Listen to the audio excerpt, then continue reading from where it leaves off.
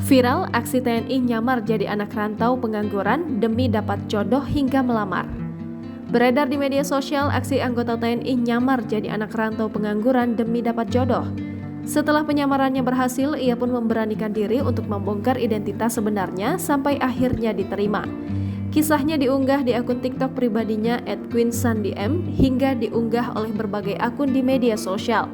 Dalam unggahan tersebut diceritakan sosok TNI itu melakukan penyamaran demi menemukan ketulusan cinta. Ia menyamar menjadi seorang anak perantauan yang belum punya pekerjaan tetap kepada seorang wanita. Setiap hari dirinya melakukan video call di gudang agar penyamarannya berhasil. Tak hanya itu, pria itu juga kerap foto tanpa mengenakan seragam di dekat alat berat bak seorang pekerja proyek.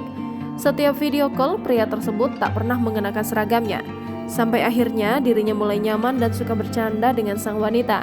Pria itu pun memantapkan hati pada wanita yang dianggapnya tulus.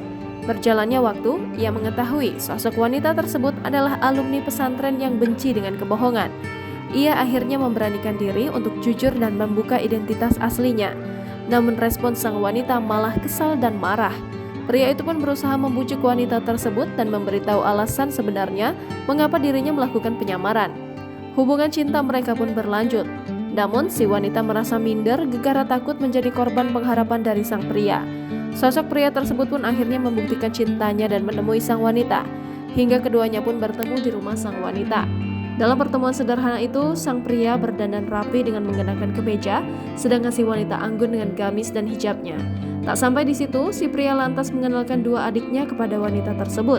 Di pertemuan kedua, sosok wanita tersebut dilamar sang pria. Ia mengungkapkan bahwa ia serius akan meminang sang kekasih hati. Kisah cinta pria ini pun viral di media sosial dan dibanjiri komentar oleh warganet. Jangan lupa subscribe, share, komen, dan like ya!